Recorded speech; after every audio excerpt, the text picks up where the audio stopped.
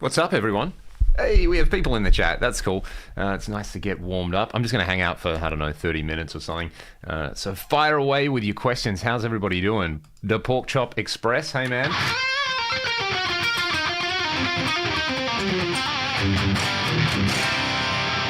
I miss playing this guitar. It's great, isn't it? Hey, man. Yeah. We can talk about that on the stream. That was very, very good fun. Very, very good fun indeed. Colin, Jimmy, Earl, Gary, Robot Man.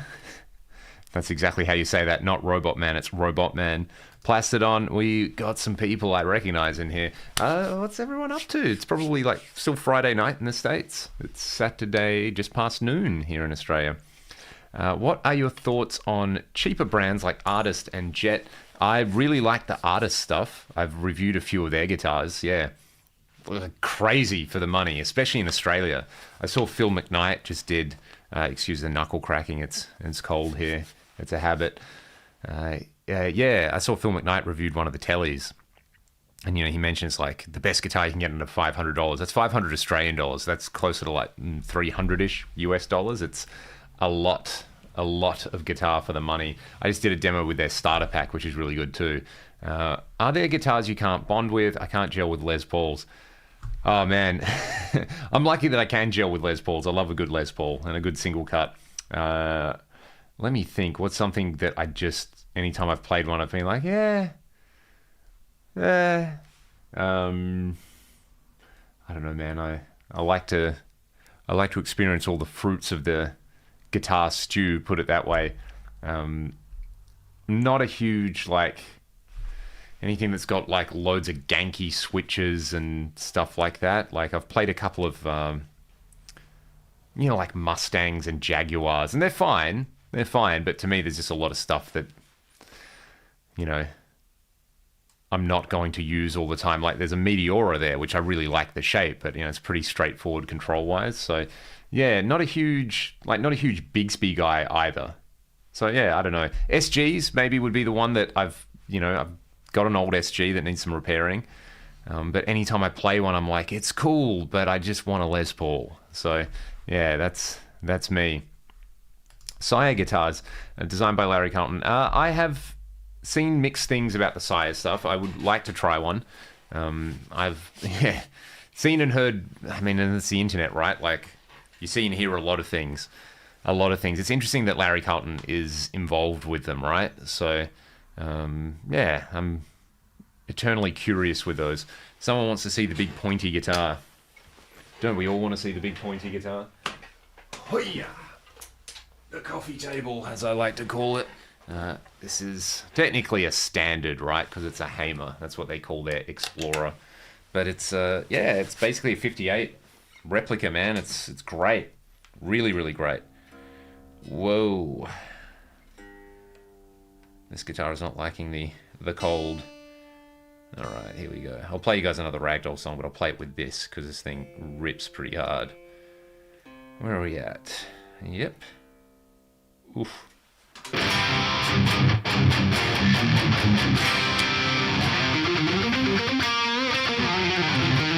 What does this have? This has a jazz in the neck, and it's got a Duncan 78. So Duncan Jazz, Duncan 78. It's like when the 78 was only a custom shop pickup. I picked it up off a mate who was like, yeah, it didn't work for me. I put it in. I was like, that's the pickup for this guitar.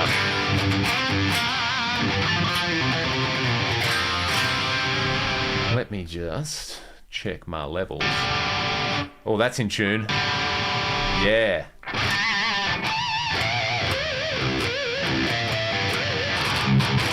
I know what's happening. I know what I did. Yeah, let me just knock this. What was it? The GS? Not the G string, the F string, because I'm in drop C, technically. And the 4th string. A little bit out. There we go.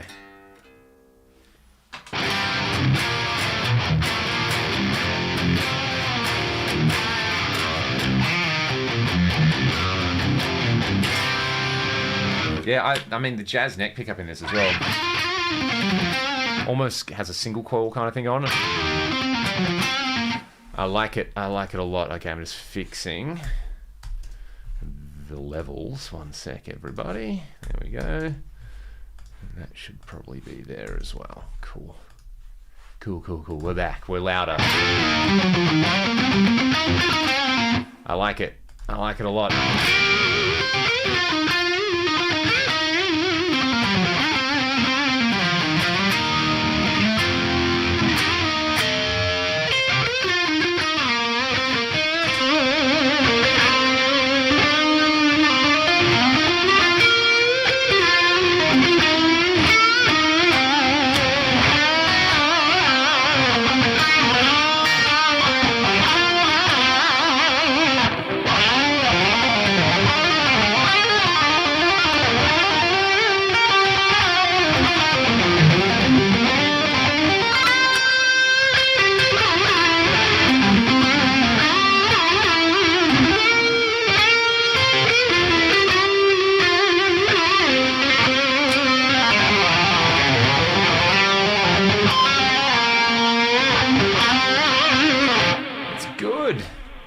Very good.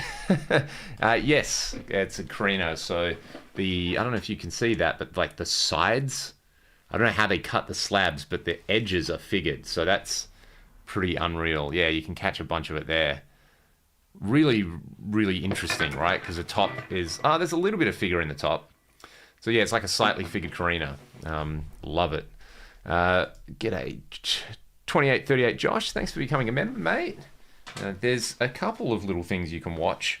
I'll try to put up a few more exclusive bits. It's been a pretty mental month and week, so yeah, there'll be some more stuff up there. Noise Bloom is here. What's up? Behind the scenes on the stadium gig. Well, I took my camera and filmed next to nothing, so I'm hoping I can get the video that they took, the production video. But yeah, I like filmed myself walking in and then had to do a sound check and then had to do a bunch of other stuff. So I didn't really take that much footage. I might just do a video talking about it because it's actually a very chilled out experience. Like no drama, no stress. It was all run to the second, like absolute clockwork, highly, highly professional. It was all very, very cool. First two Les Pauls I've felt were fabulous. Every other one in the last 4 decades. Yeah, you got to pick the right ones with Les Pauls, I think. I got a custom recently that's like, yeah, that's what I've been missing in my life. So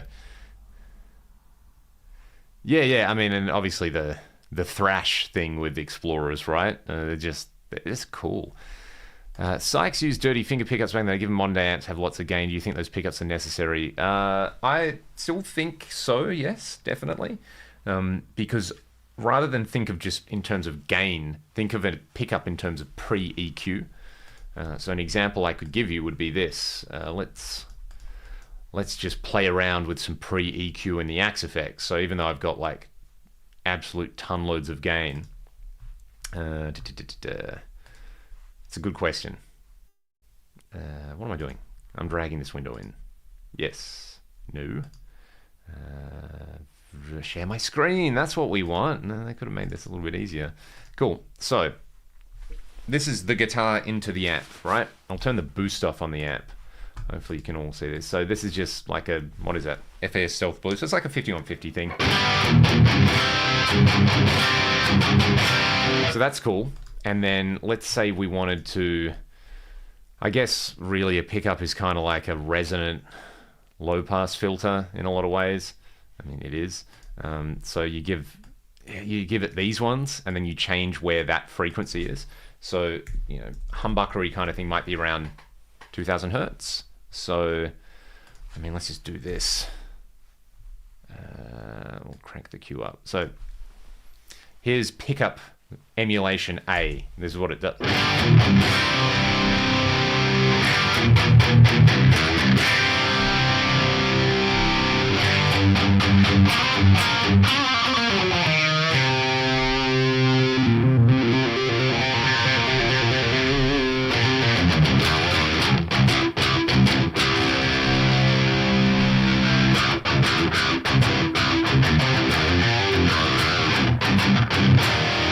Or even better, I've got a couple of like very janky EQs that kind of simulate different pickups. So something like this could give you more of a single coil kind of vibe, which is quite funny, right?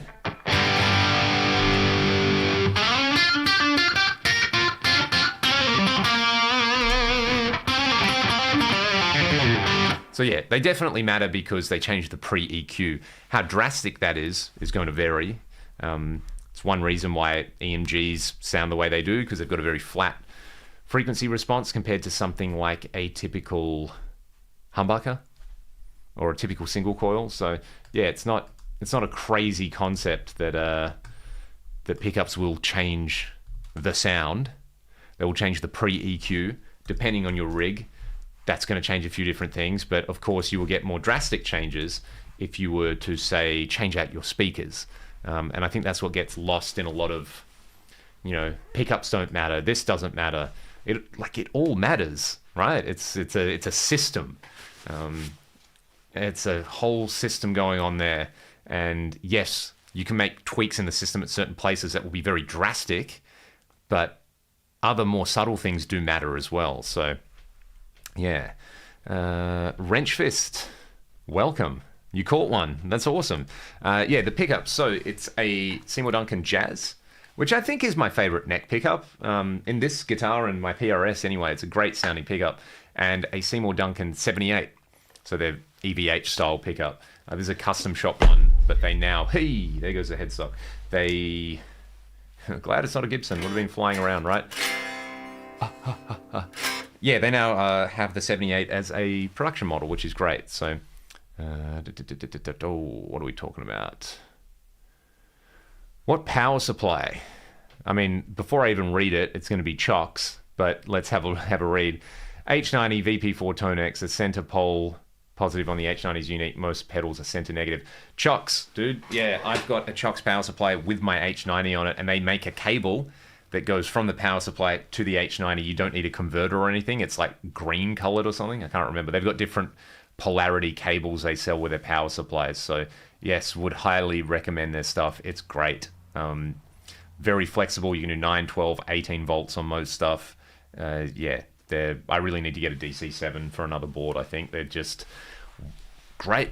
They work good, and they have thought about all the things where it's like there's a few pedals which are center positive and a few other things. So yeah, that's the one. The Seox or Kyox, I don't know. I'm pretty sure it's just some dude's name, right? Chocks. So yep, I'm sure a lot of people will agree. Yes, the 78, it's like, yeah, it suits a particular type of guitar, right?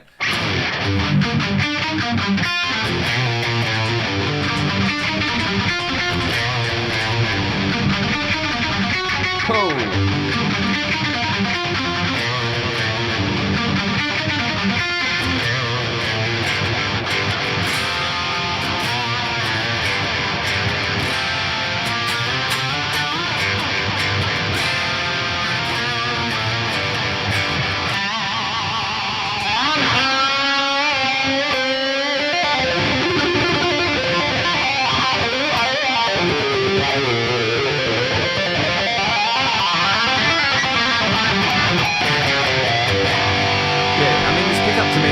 Nice mix of the Van Halen thracky thing and the more modern chunky thing, so it works. Yeah, I think this guitar just came stock with 59s, which sounded really good, but that's literally, I've changed the tuners, haven't I? So I put the Firebird style Steinberger tuners on there, which gives it an interesting look. I guess it would fit more if it was gold to go with the rest of the hardware, but it is what it is. So yeah, that's pretty cool. Awesome stadium gig you had. Yeah, should we talk about that and what I actually did and didn't do? The photos turn out great.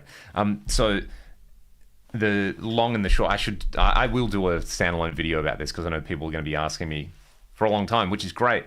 I got a message from my buddy Troy. So Troy does a similar gig. He plays on top of the stadium every fortnight, which is a pretty rad gig for the Fremantle Dockers.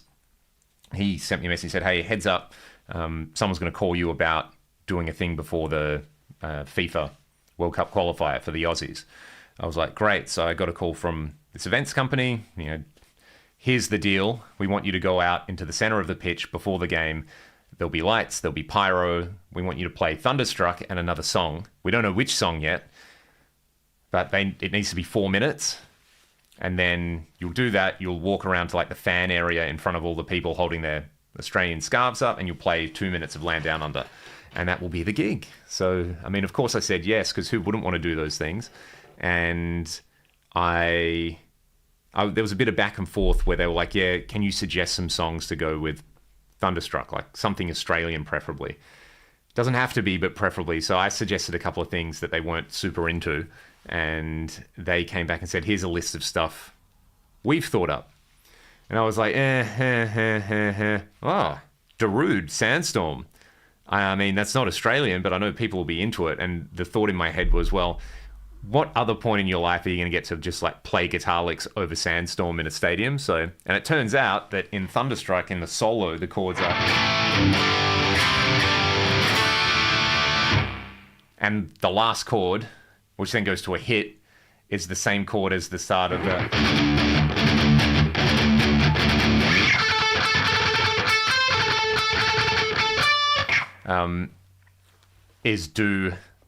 It's E, right? Well, this guitar's down a whole step, but yeah, the last chord in the AC/DC song is the same as the key of Sandstorm, so it just fits perfectly. So I used Isotope RX10, and I'd stemmed everything out and basically pulled out the Angus Young guitar parts from Thunderstruck, and then I added some rhythm guitars to certain points to beef it up a little bit, and then chopped it together with the end of Sandstorm. Sandstorm obviously doesn't have any guitar, so I could kind of do whatever I want.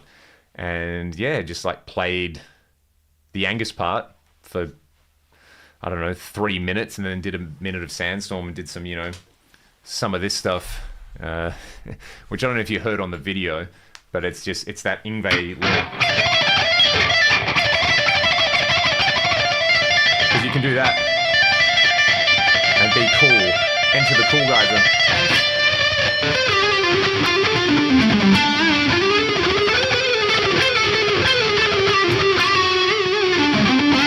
So yeah, and then did a bit of, which was cool because that was mostly just like revving the crowd up. Everyone had their scarves up, and you got to run around and be a ham. So that was pretty cool. It was surreal because I was on in-ears, so I couldn't hear the crowd, and then where I was facing I couldn't see or hear the pyro and stuff like that. And it turns out literally someone I grew up with lived on the same street. I used to go to their house every other day.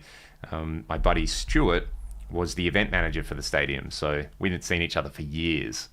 So it was kind of surreal just like hanging out with him, waiting to go out and chatting, how's everybody been, how's the family, etc., etc. And he's like, all right, cool, we'll walk out, and you've got a minute, and you got 30 seconds, and 15 seconds, and 5, 4, 3, 2, 1, go, you're good, dude. So they just kind of left me alone and did the thing. And I didn't have to do the Beds of Burning dance, luckily. Maybe next time.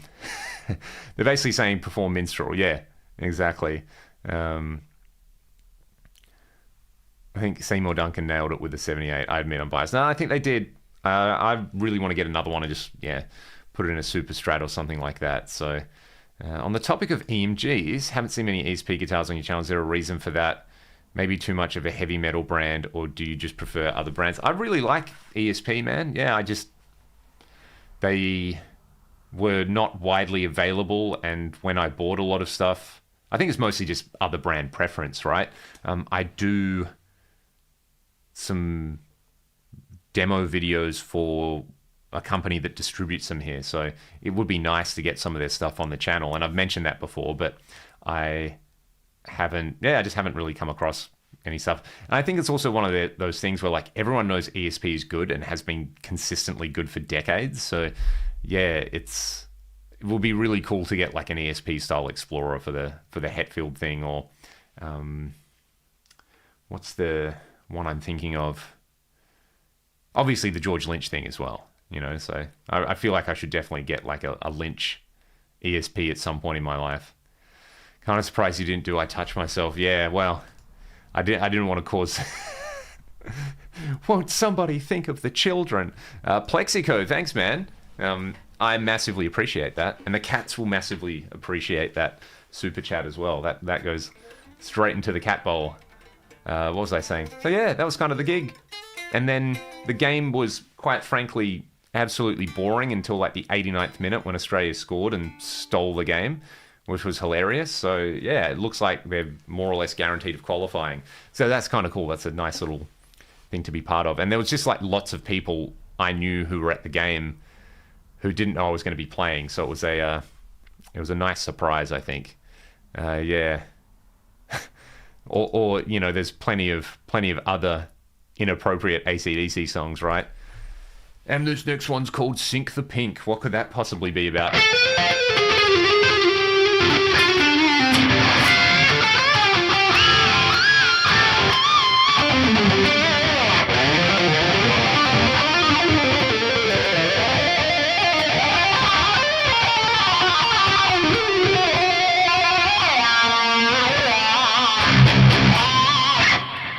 I love the neck on this thing. It's pretty chunky. Like, I would say it's pretty close to that, like, if you've played a 58 Les Paul reissue, like, not quite a baseball bat, but up there. I just got a pickup from Planet Tone, who hand makes pickups called Pasadena 78. I'm anxious to see how that sounds. Ooh, hell yeah. Keep us posted. What do you think Line 6 has planned this month? I am curious as well. I see, you know, it's It's suspicious that they would bring so many people together just to talk about a 10-year-old product, right? That definitely feels like, hey, we did this thing. P.S. Here's a brand new line of products. So, yeah. I'd be very interested to hear what everybody thinks they're up to. So, being part of Yamaha as well, it's like, you know, they've got the resources to absolutely just pummel out a new product. So, every time I see that guitar, I think Ricky Medlock Highway song. Yeah, dude. Or I always think Alan Collins, you know, because he's another tall, lanky guy playing an Explorer, right? Mike and Mrs. Mike. I'm glad you're enjoying it. Tim Pearce is among the Line 6 panelists. Well, I mean, Tim makes everything sound phenomenal, so that makes me think that Tim is there to, you know, maybe do some new things. So I also have no idea. No, so pure speculation. Kemper release the same Kemper. Yeah, that's what is going on there? Because I thought the whole paid tiers thing for the Kemper player was a disastrous. Like, they're just 30 years ago, maybe that made sense. Where like, oh, you buy a product and you can buy an add-on. And I know there's so much stuff with in-app purchases now, but for a hardware product to have that, I just think I thought that was a terrible strategy. Like, locking features behind a paywall when you pay for hardware, yuck, in my opinion. I was not a fan of that at all. And having said this, I think the Kemper is a great unit. It's really good at what it does. It has just let other people eat its lunch, right? Like the Quad Cortex, the Tone X thing. It's like if you just want the capturing thing, you can get a Tone X1, and it's what? A couple of $100? If you need something more, the Tone X pedal or the Nano Cortex or the Quad Cortex with the touchscreen and all the fancy stuff, it's like, yeah. I don't know. And then to release hardware without the new firmware is bizarre to me. Like, just, who's running their marketing strategy is what I want to know, because that's, yeah, very, I don't know. It seems like amateur hour, to be honest. Like, I'm sure they'll sell the units, but the part of me that deals with gear and gear companies day in, day out just kind of says, like, have you guys thought hard about this? Or have you, like, have you paid the right people to give you advice on this? So, you know, not to turn this into a Kemper roast, but why would you release the new hardware without the new profiling stuff? That's just like, it doesn't make sense. You can't use it straight away. There's going to be no buzz. You know, you've got to drop, hey, here's the new thing that you can buy that has the new features. Get excited about it. Like, just, I don't understand why they didn't wait until the firmware was ready. Bizarre. Absolutely bizarre. I cannot think of another company that's done something like that that doesn't have the new stuff right out of the box.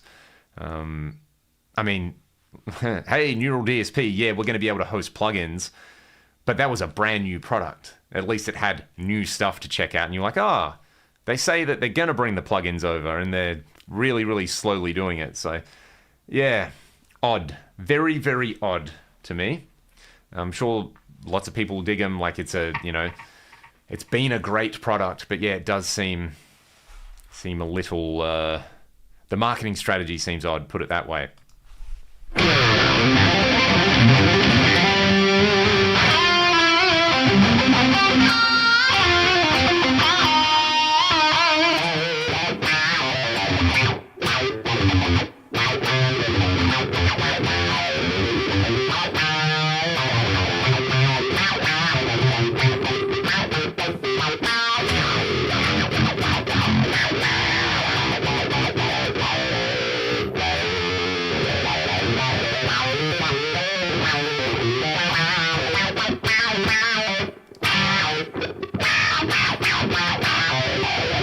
Man, I love this ring modulator.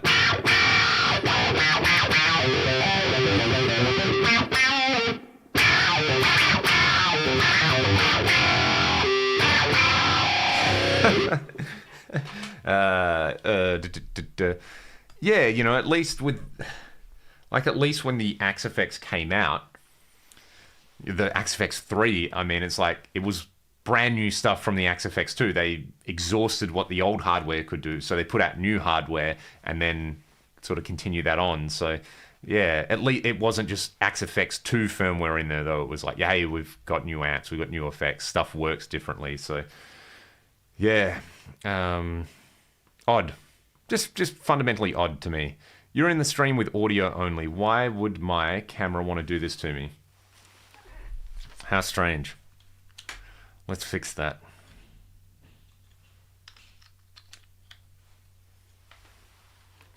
There we go. We should be back.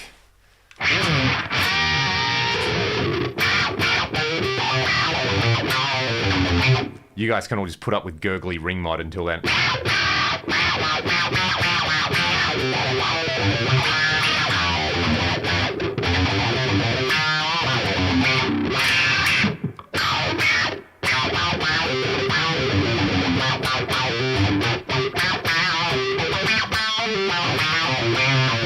This is the please hold the line stuff, right? How annoying.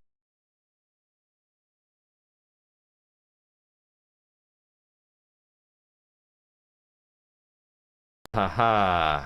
Now we're back. What am I playing through? I'm playing through my live preset on the Axe FX. So it's in the factory banks if you're an Axe FXist.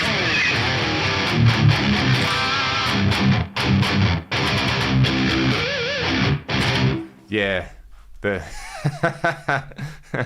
the Kemper bots are so sensitive to criticism that they couldn't deal with it, right? So no, we are back on there. So the guitarist Al Joseph, special prog player, just finished what's likely an instrumental album, but got inspiration for an ancient story. Cool. I'd definitely be into that. Does a Seek damage control cover? I have probably seen that one. That's where I would know that from. I wonder if the Axe FX still has a Splawn amp preset. I think it does, but what we can do, because I haven't played with the Splawns for a little while, let's do this. Let's bring one up. Let's share my screen. Live Splawnage, ladies and gentlemen. All right, let's do this. The quick rods are really good. What are they? Spawn. Because, of course, they're Spawn. I'm going to reset this. I'm going to leave the pitch detune on. So let's just hear the stock settings. I remember them all being a little bit quiet, isn't it? Let's do this. That's cool. That's less cool. That's cool. All right, OD11. That's very nice, actually. You do like Marshall style settings on this thing. Let's give it a preamp boost, a bit of CC, always works nice. Yeah, that's cool. That's like a instant brown soundy kind of thing. Why does my camera do this sometimes? It's just decided to swap out how you do the zoom and how you do the other thing. I don't know how to fix that. Anyway,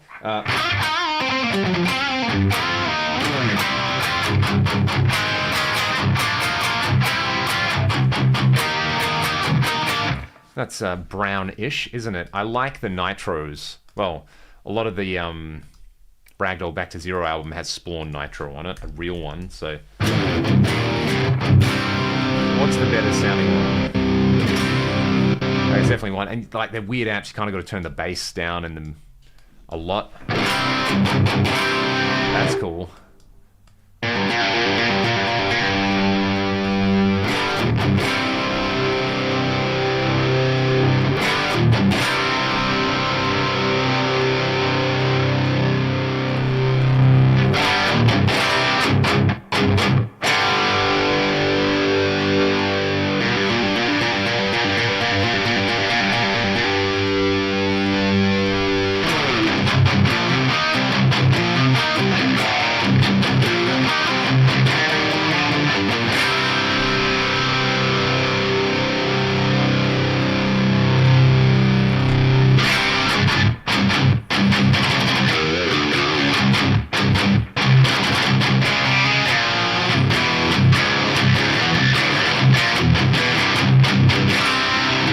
Pretty sick, isn't it? That's a very, very cool crunchy.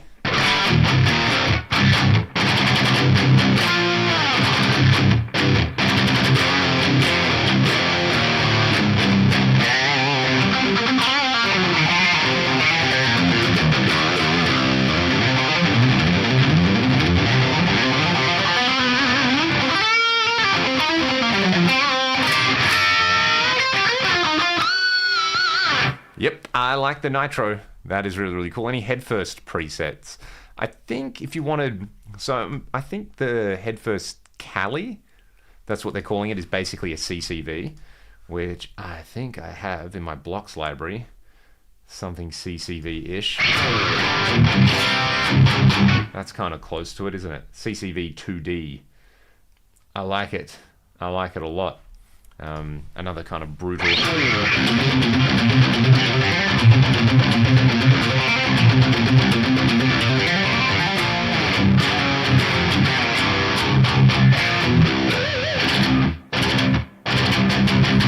It's got that like intense bright cap thing.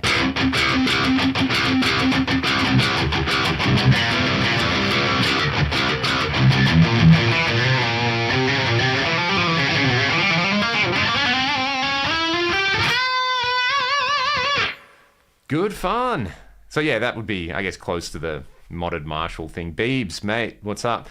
Anyone interested, go and subscribe to David Beebe's channel, because I will be a guest on his live stream tomorrow, which I'm looking forward to.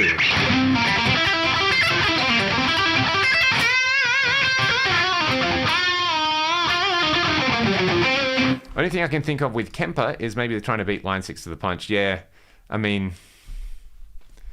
Still, like, poor strategy in my opinion. You know, if they do release capture, I mean, there's already a bunch of other capture stuff out there, right? So, I mean, the Line 6 comes out with a capture thing, well, there's already established capture player things. So if you're worried about what everybody else is doing, it doesn't make for good marketing strategy, does it? I guess the Kemper was, you know, an industry-leading product. So why are they trying to follow in that regard? Yeah, I don't know. Maybe I just don't get it. Maybe it's also just a, you know, maybe it's a German thing. Apologies to all my typecast German friends out there, but they're just like, well, the new hardware is available, so use it, and we'll update the software when available, in which time the product's there, why wait? So, yeah, I don't know. I don't know.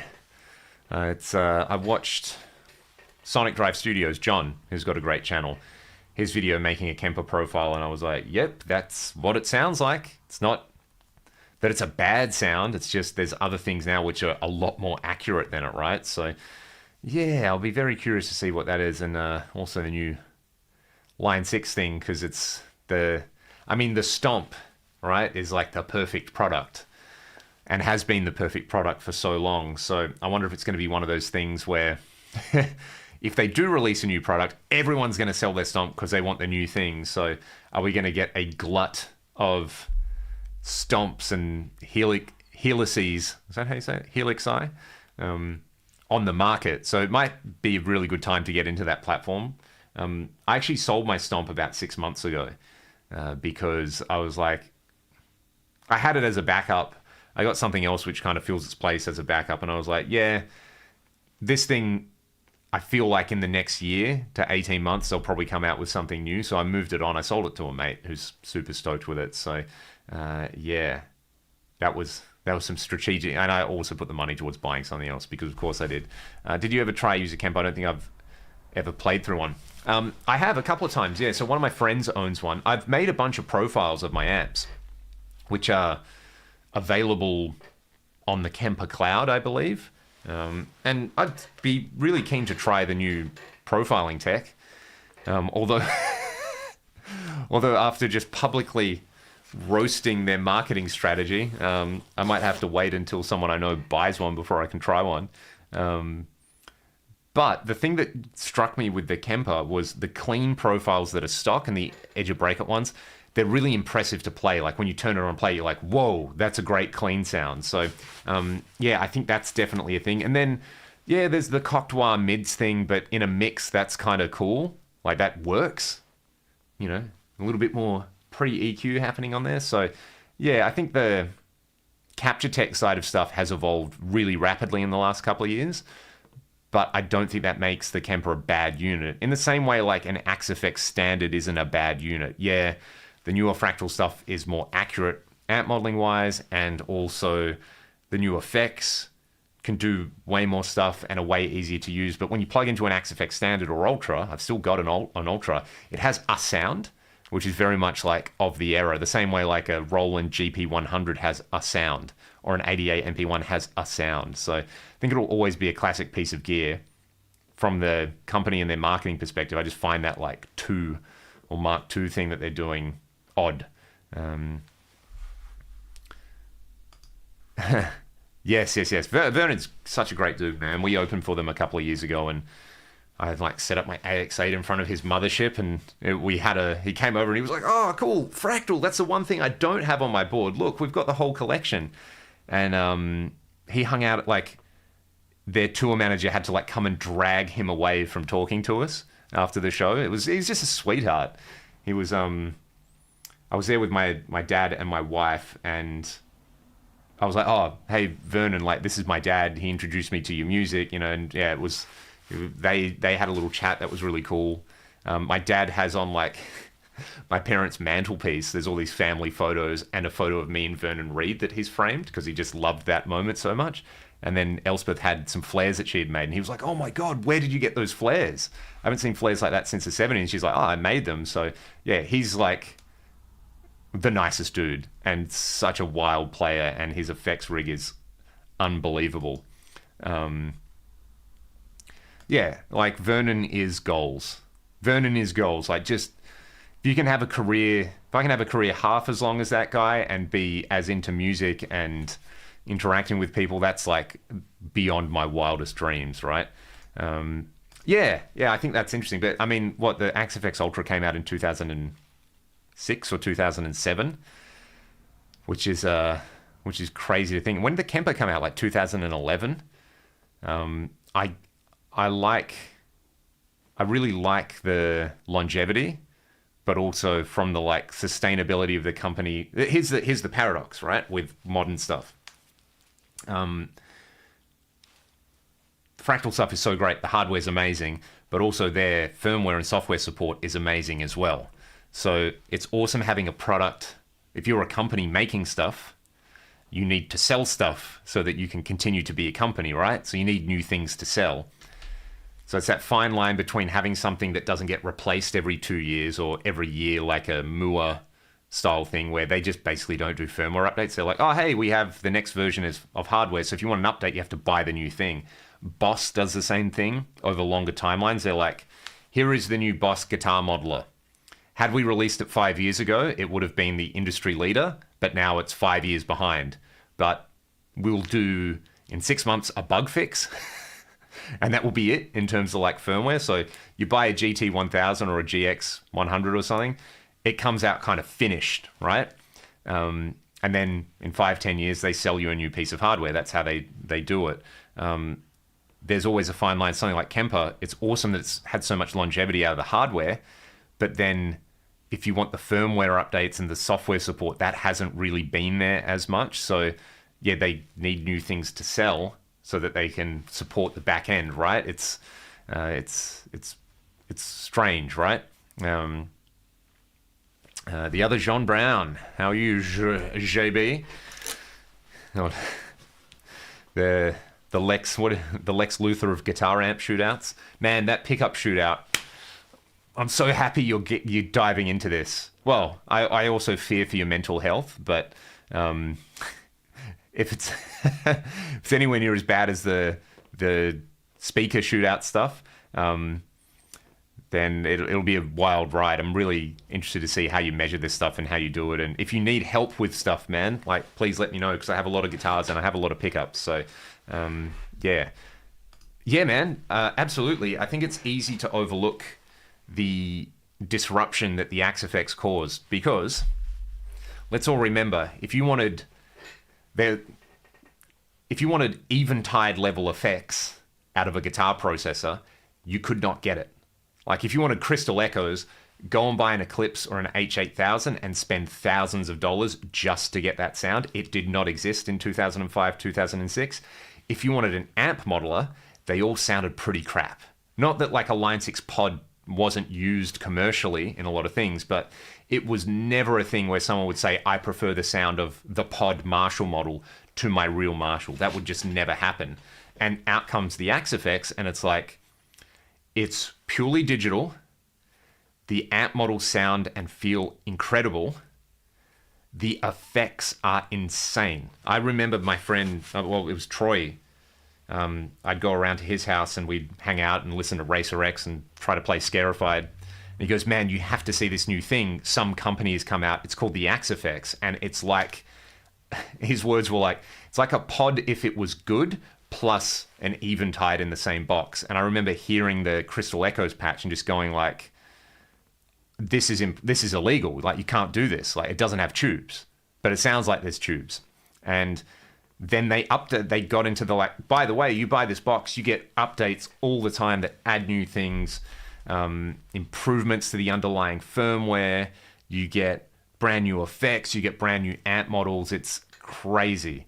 It's a landmark product. Like, you know, I think the Helix and the Kemper are also landmark products, but not to the same degree. You know, they got to stand on the shoulder of giants in that case. So if you look at the first Axe effects, it's building on stuff like, so the first digital modeler, it came out a couple of months before the Line 6 Axis, was the Roland GP100. And if you look at the way Roland laid out the GP100, everyone has copied that. In fact, Boss still just used the GP100 layout. They still use the same icons, the same little digital display. The way that's done, they have not changed in like 30 years. And so the GP100 is like a really important product, but it wasn't widely adopted. So it was like, here's this brand new thing that's genuinely groundbreaking that wasn't widely adopted. Line 6 came out with the Axis and then a bunch of stuff. The pod was super important because you can get really usable direct sounds. But then it's like all of that led into the singularity of the Axe effects, right? Like that's what it was. It was like a guitar tech singularity. I'm probably overselling this, but also the wide adoption of impulse responses for cabinet simulations. Fractal did that. And yeah, that like was literally a game changer when that unit came out, and it got widely adopted and it changed the way all these other companies did that. I don't think there's been a guitar product since that has genuinely like disrupted the industry as much as it has. Capturing and profiling, kind of, but not to the same level of like, oh, digital can sound as good, you know? Like I said, I don't think anyone was walking around saying that their pod sounds as good as their Plexi or their AC30, but there's lots of people, myself included, who generally kind of like prefer to play through the Fractal stuff. It's incredible. Yeah, that wouldn't surprise me, man. Like, plug and play, get the performance down. He's an amazing player, and if you haven't seen him live, so good. Johnson Millennium, yeah, bro. Remember the J Station? I had the J Station demo CD DVD thing that came with Australian Guitar. And I think that the Johnson Millennium and the Digitech, was it the 2120, kind of used a lot of the same bits and pieces. Yep, absolutely. So, yeah, right. And like, no diss on the pod, because that was an amazing development. But you know, I still remember the first time I played an Axe-Fx. Again, Troy bought it around. That Axe-Fx Ultra he bought, I now own, and that was the first Fractal I owned. But he bought it around. We plugged it into the effects return of one of my Marshalls, and he had this rectifier patch, and he started playing it, and I was just like, this is the best guitar sound I've ever heard. It was the best high gain sound I'd ever heard in my life. I could not believe how incredible this digital thing sounded. So yeah, that was a really important thing. And you know, kudos to Fractal for continuing to. It's been like 20 years of free firmware updates, right? It's pretty great. Divorce 2120. I'm sure you mean Digitech, but I'm sure that unit caused a few divorces along the way. Had that. I remember telling my parents if I had that, I'd never need another guitar effect again. Well, I mean, really, were you wrong? It's just nice to have all the other things. Yeah, sure, out of a tube power amp, but I mean, now that was 20 years ago, right? So now they've done so much work where it's like you can play it direct, and if you compare it to a mic'd up amp, not a cab in a room, most people cannot tell. Well, no one can tell the difference. I will put it out there if it's dialed incorrectly. Jeff Lang, man, isn't he an incredible player? Live for ages. He reckoned listening back to live recordings there wasn't a practical difference. Practical is a key word. Easier, faster. Jeff Lang is one of the very best live guitar performances I've ever seen. Was Jeff opening for Jeff Beck. He had a song which was new at the time called Southern Highlands Daughter, which like just wrecked my brain. So good. Andy Timmons on a gig. Well, there you go. If it's good enough for Andy Timmons, it's good enough for the rest of us. Can you give a quick lesson on descending legato? I can ascend, but descending is hard for me, especially changing my index finger.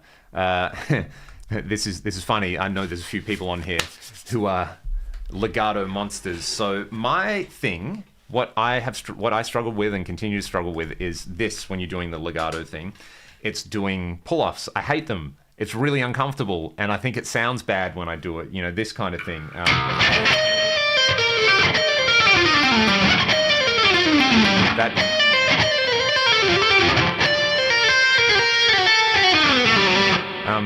There's a like mechanical thing, I think, in the human hand that doesn't like doing this. If you do this, it's good.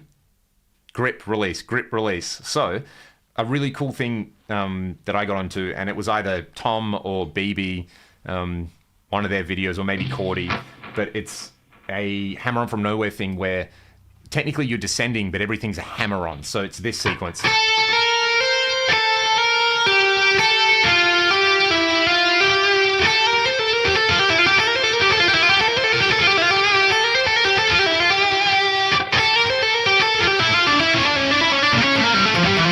So it's this kind of like,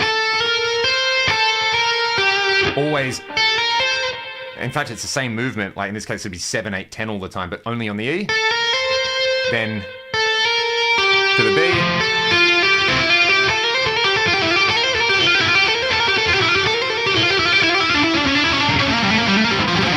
that kind of thing. And then, you know, if you combine that with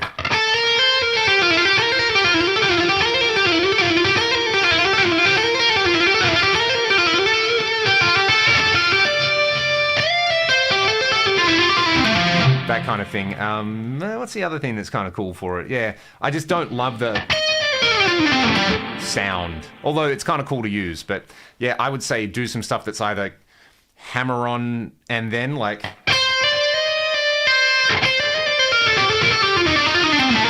and you get more notes per per position that way as well. So yeah, that would be my advice. That's right, I forgot Andy did the Olivia Newton-John gig for a long time. Hey Nick, I mean, if you're gonna get replaced by anyone, I figure if they're like, sorry, you don't have the gig anymore, you'd be bummed, and then they're like, Andy Timmins has the gig, and you'd be like, well, fair enough, yeah, okay. Backing Chris de Burgh. Oh, what? You'd never told me you backed Chris de Burgh? That's amazing. Oh, I love Chris. That's incredible. Yes, I try to think of it as pulling off into a hammer-on. Big brain move. You can also get the Solo app if you want to practice this stuff, right, Beebs? You can tell us about where to find the Solo app, because I think that's a pretty amazing little piece of tech. Like, I don't know. I would describe it like a practice assistant, or like the nicest drill sergeant ever. But yeah, that would be a really good thing to get into, where it's like, yeah, there's, again, you know, we're primates. Our descendants, our deep, deep, deep descendants were good at gripping things, right? Opposable thumbs, bro. It's for this. If you compare how quickly and powerful you can do that and how all of this mechanically works, and against the release is not a, I don't know what the biomechanical term for it is, but like trying to do that versus trying to do this, you're way better at this. In fact, that can be like a default position, right? So, yeah, there's a couple of little biomechanical hacks you can get into. So if you do this, and then, I guess, this is your neutral hand position, and you're trying to do a pull-off, it's kind of doing that. But if you do a hammer-on first, then when you release to the neutral position, that's when you can do your pull-off. I don't know, it seems kind of like that. Would love to hear you do an analysis on some sort. We've been trivial on Gambale and, you know, Nick Johnson. Love Nick's stuff. Very, very mature, elegant composer. Like one of the few modern guys where it's not just like diatonic, noodly stuff. The man knows what he's doing. Good to meet Andy. Did Lady in Red and Don't Pay the Ferryman. Goals, Nick. That's so amazing. And his MD was a keys player from Frankie Goes to Hollywood. That's sick. Oh, man. How long ago was that? That's really, really cool. Cinematic lush. Yes, I agree. A lot of really cool harmonic stuff going on. Yeah, that'd be fun. I was saying to somebody yesterday, I was talking about transcribing and how getting into doing some really basic transcribing as a teenager, like, was the game-changing moment of playing for me. Because it was like the difference between just like operating a guitar and reading tab, and the difference between having to listen and having to figure things out. It's actually the best thing you can do is ear training one way or another. So yeah, and listening to stuff you like, you know, if you're really, really, really into Megadeth, and I say this to so many of my students where they get to like the end of high school and they're like, oh, I don't know what I want to do. Maybe I'll do like the jazz course at the con. I'm like, okay, well, who are your favorite bands? And they're like, Avenged Sevenfold, Megadeth, Cacophony. It's like, get a job at a supermarket. In your spare time, use YouTube 50% playback and just transcribe all your favorite music. You will progress as a player so much more than if you go and do a course that you absolutely hate with music that you don't listen to, that you have no connection to, and maybe you'll really get into it, but spend that year just like being 17 or 18 years old, holding down a part-time job, take the money you make from it, spend it on really cool gear, and then you'll have really cool gear and you'll be a really good player, and you won't be like having to drill, you know, altered dominant arpeggios with no context. Not that playing altered dominant arpeggios isn't awesome. You're describing my exact mistakes. Well, you came out of it with some good advice to give us all, and some monster chops, right? So, yeah, it's never a popular thing to say to like someone's parent, like, yeah, just let them play guitar for a couple of years and they'll figure it out. So, what are we talking about? Are we talking about pitch axis? Yes. Yeah, I don't know, like, I get the Steve Vai is a genius thing, but Steve Vai just seems like someone who figured out how things work at a relatively young but not prodigious age.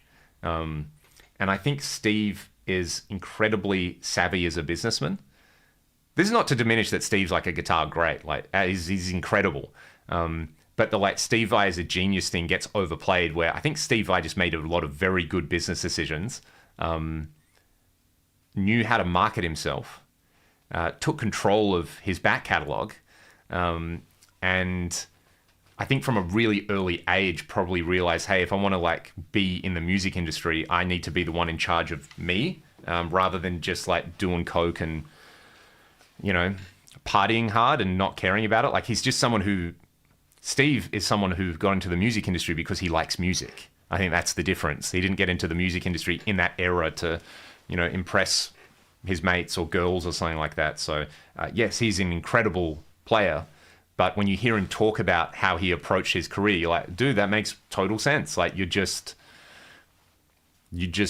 figured out the amount of time to allocate to each task. And then, you know, the whole like 8-hour guitar practice thing and meditation and stuff like that. It's like, yeah, okay, Steve, you know, yes, we all get up at 4 a.m., 3 hours before we go to sleep, you know, do 1,700 push-ups on one finger. It's like, you know, cool story, bro. But yeah, he's an incredible, like, the Steve Vai genius thing is his transcription abilities, right? The fact that he could transcribe all that Zappa stuff at such a young age. That's the special thing. The guitar playing stuff is pretty special as well. I think everything about him is he's a special dude, but it's not like it's not like the you know, I don't think Steve would think he's a genius, is what I'm trying to say. Yngwie definitely thinks Yngwie is a genius. Yeah, Steve nurtured the myth of Steve so well. Yeah, exactly. And good on him.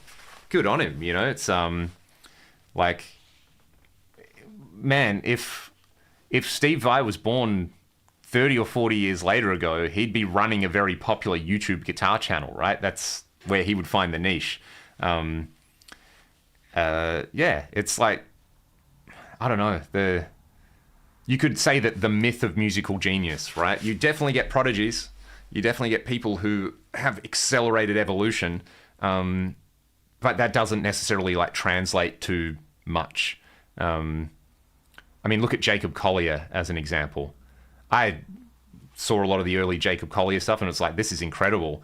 And something came up the other day where it was like a Jacob Collier thing, and 50% of the comments were like, how good is this guy? And 50% were just like, this is the lamest thing I've ever seen. Here's the problem with child prodigy. So not that reading the comment section on stuff means anything, but that's a very good example of, I think, someone who is insanely talented, but the connection between their music and their audience exists on this strange level where I feel like a lot of the people who would be into him would either be like fellow musicians who are pretty talented, or people who have that like myth of genius thing ripping around in their head.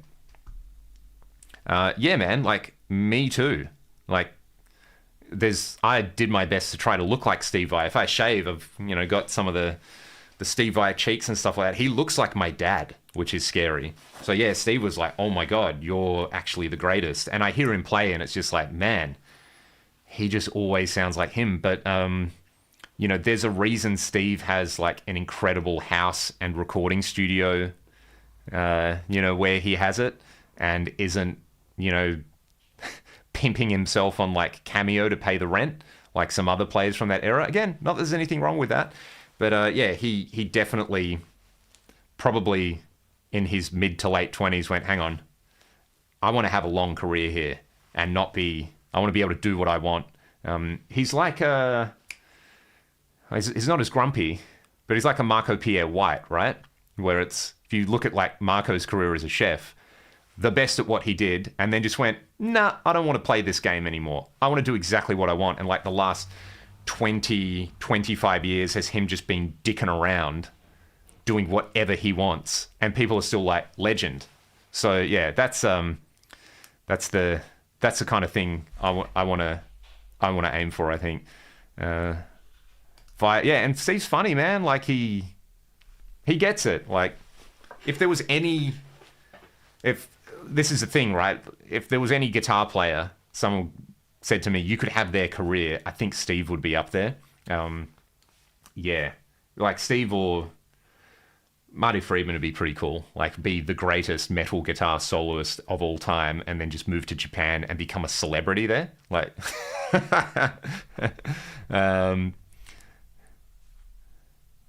Alex Lifeson didn't start playing guitar until he was 15. Yeah, I remember reading that. I kind of had guitars in the house growing up. My dad's a really great player.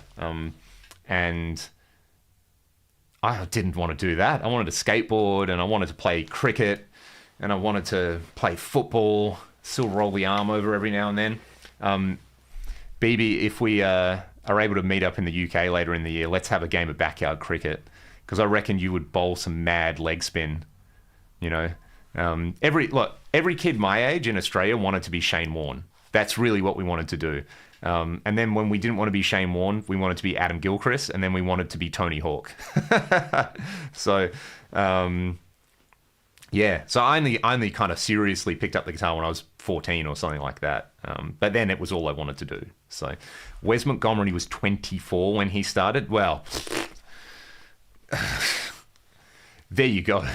That's the perfect counterexample to you have to start as a child to be good. I mean, like the greatest, like, you know, I'm allergic to sports. I guess it's a slightly different animal over there, right? Where it's like, you know, the gig I did earlier in the week, like for the soccer or the football, it's a different type of fan, right? And it's a very, very devoted fan. You don't get that with like Australian sports. Yeah, hell yeah, man. It'll be great. Come up to Edinburgh and hang out. That'll be great. Hey, this is such a good point, and I'm actually going to bounce off in a couple of minutes. I have taught some people who are retired, who had never played guitar before, and it's been one of the most rewarding things as a teacher, and also for them, just developing some what we might consider basic skills. Where I forget who the guitar player was. I feel like he was a bluegrass guy or a country guy. There's a lesson floating around where I got really inspired by this, where he was saying he had to teach some Vietnam vets, guys who had never played before, and they were in their 60s. And he was like, yeah, these are people, you earn their respect the hard way. And he kind of sat them down and said, look, if you guys are going to do this, like all I ask is that I'm going to lay out a schedule for you. We're going to practice. All I ask is that you just do that as a bare minimum and give it 6 months. And if you're not feeling it in 6 months, then come back. And he had them doing like the first week was just like doing this in time. And the next week was like he built their skills up from the ground up. And after 6 months, these guys were like, yeah, we're enjoying it. We can play some chords. We can play some songs we like. And he said they were like some of the most devoted practices and practitioners, and they progressed really rapidly, which was nice. Yeah, the human body is pretty good at adapting, right? I don't want to dismiss the next gen, but first impressions, like a Billie Eilish or like a Radiohead. Tom York apparently said she's the only one doing anything interesting. I mean, look, and this will be my final parting statement. The world we live in compared to, if you look at the guitar gods, let's just talk about guitar and guitar music, electric guitar music. If you look at when electric guitar music really exploded, let's say the 1960s. So the Rolling Stones and the Beatles. You know, you got your Chuck Berry and your Elvis before that, but it was British teenagers, which were a brand new class that existed after World War II. British teenagers drove a lot of this music because they were the first teenagers to have disposable income. So a whole industry was set up around that to take their disposable income. The thing was, you had a monoculture let's just say in the UK at least, where all this music was exploding from. We do not have a monoculture anymore. So it's very easy for someone who doesn't understand that we don't have a monoculture anymore to go, well, where are all the greats?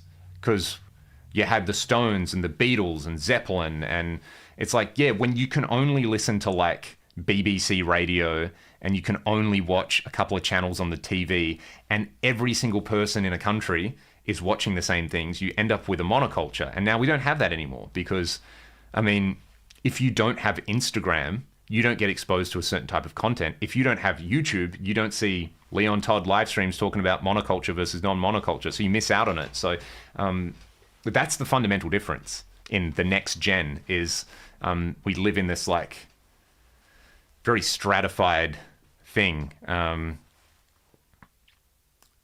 So yeah, I think it's, and again, it's that like myth of greatness.